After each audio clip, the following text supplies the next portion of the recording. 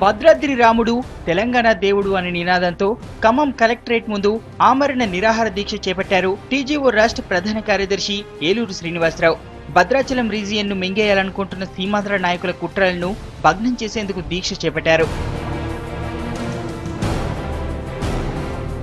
400 ఏళ్ల చరిత్ర కలిగిన భద్రాచలాన్ని చరిత్రతో సంబంధం లేకుండా ఆంధ్ర ప్రాంతంలో కలపడమేంటని ఫైర్ అయ్యారు. ఏలూరి దీక్షకు ప్రజా సంఘాలు, అఖిలపక్ష నాయకులు, ప్రజలు మద్దతిచ్చారు. భద్రాద్రిని తెలంగాణ నుంచి వేరు చేస్తే పరిణామాలు తీవ్రంగా ఉంటాయన్నారు. ఖమ్మం జిల్లాలో భద్రాచలాన్ని విడదీయడానికి ప్రయత్నం చేస్తే ఏ అయితే రాజకీయ పార్టీలు అయితే ఉన్నాయో అటు పాలక పక్షానికి కేంద్ర రాష్ట్ర ప్రభుత్వాలు, అదేవిధంగా ఉద్యమాలకు రాని పార్టీలు ప్రజా ఆగ్రహానికి గురి కావాల్సి వస్తుంది. భద్రాచలం డివిజన్ మీద ఏ సీమాంధ్ర పెట్టుబడిదారులు కానీ సీమాంధ్ర ప్రజాప్రతినిధులకు కూడా ఇటువంటి ప్రేమ లేదు.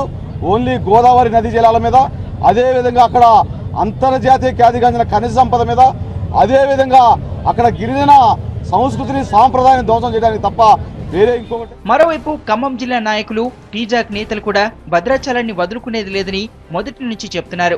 దీనిపై ఢిల్లీ పెద్దలకు తమ మొర వినిపించారు కూడా. టీజేఏసీ నేతృత్వంలో 3 రోజుల బంద్ కూడా విజయవంతమైంది. అయితే సీఎంతో పాటు సీమాంధ్ర నేతలు భద్రాచలాన్ని తమ ప్రాంతంలోకి లాక్కునేందుకు స్కెచ్లు వేస్తున్నారని, ఖమ్మం జిల్లాలోని ఏ ప్రాంతాన్ని కూడా వదులుకునేది లేదన్నారు ఎమ్మెల్సీ దిలీప్ కుమార్. భద్రాచలం, అశ్వరావుపేట, మునగాల ఇవన్నీ కూడా మావే. ఖచ్చితంగా మేము దాన్ని ఒక్క ఇంచు కూడా వదులుటానికి మేము సిద్ధంగా లేమని కూడా మేము స్పష్టం చేస్తా ఉన్నాం. ఈరోజు తెలంగాణ బిల్లు రాకుండా అడ్డుకుంటున్నటువంటి సీమాంధ్ర మంత్రులందరూ కూడా సమన్యాయం ఏంటో చెప్పాలి.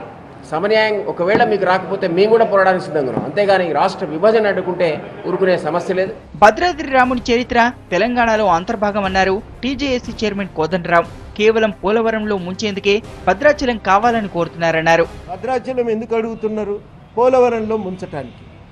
మునగాలు ఎందుకు అడుగుతున్నారు అంటే ఆంధ్రకు వెళ్ళేటువంటి సాగర్ ఎడమకాలు అక్కడ చీలుతుంది కాబట్టి దానిపైన నియంత్రణ కోసం వాళ్ళు మునగాలు అడుగుతున్నారు.